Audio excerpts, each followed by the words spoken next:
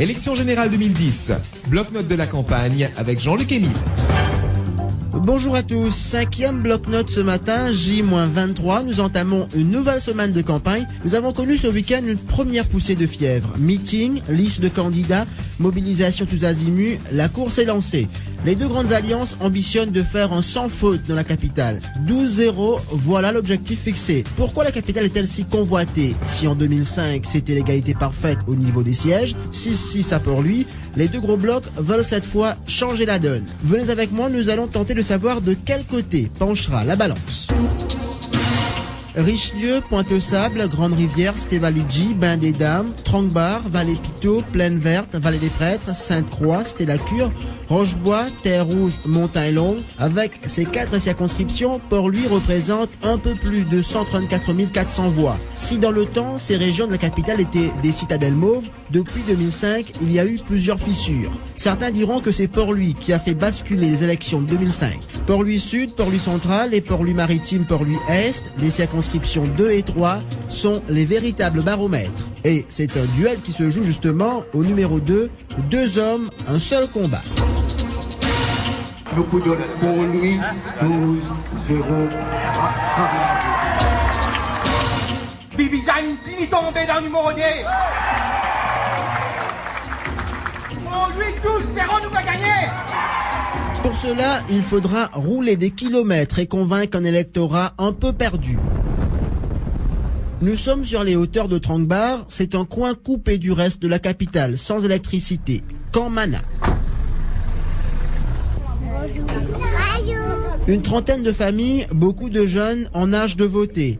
Les problèmes sont légion, c'est là que nous rencontrons Reza Youtim et ses colistiers. Les 3 candidats qui dans l'alliance MMM, Saïd Pétu, Reza Youtim et Atia. C'est une réunion de mobilisation. Daniel, jeune femme de ce bled, raconte. Reza Youtim, il vient d'entrer mort depuis l'année dernière.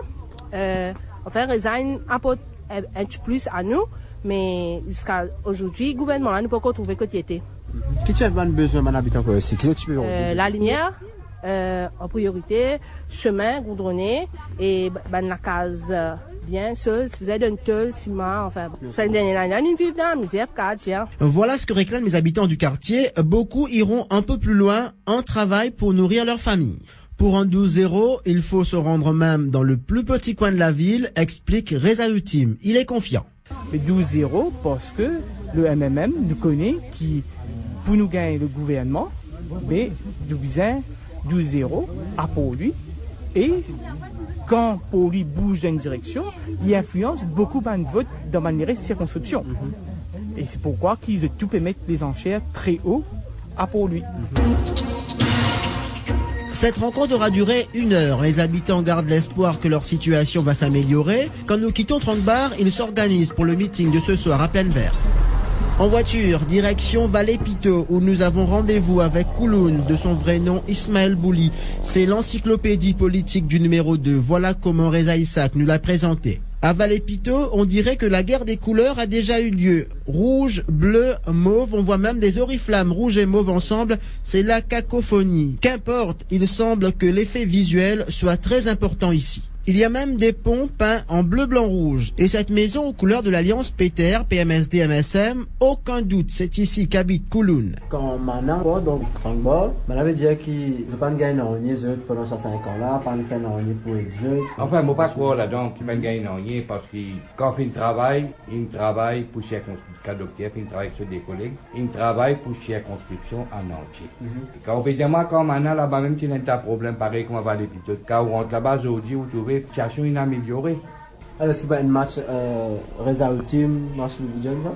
Nous tous connaissons entre Reza Youtim et Dr Bibidjan, il y a une monde différence. Connais qui peut me dire ça? Dr Bibidjan, il y a un bilan pour lui montrer. Il y a un bilan sur le travail qu'il fait avec des collègues. Et il y a sur l'empreinte d'associer à conscription numéro 2.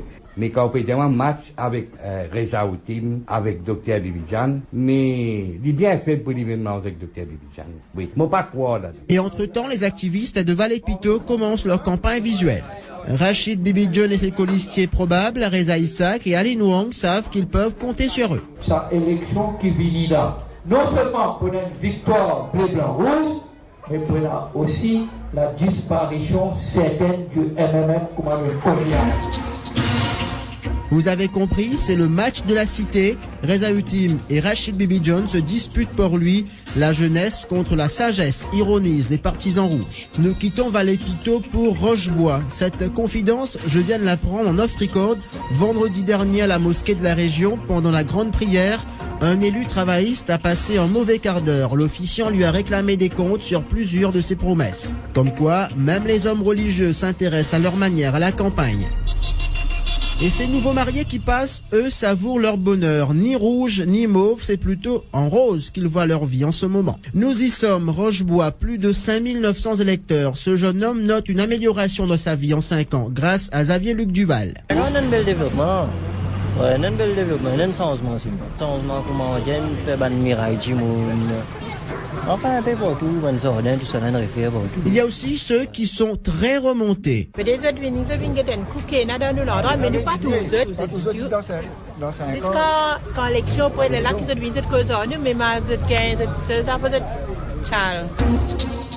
Voilà encore une région à travailler. Et chacun voudrait faire de la capitale son bastion, Claude Zifra. Oui, Jean-Luc. Bastion est un mot d'origine italienne, dont l'ancêtre germanique a aussi donné en français bâtir. Dans la même famille, on trouve Bastide et Bastille. Au Moyen-Âge, on donnait ces deux noms à des fortifications.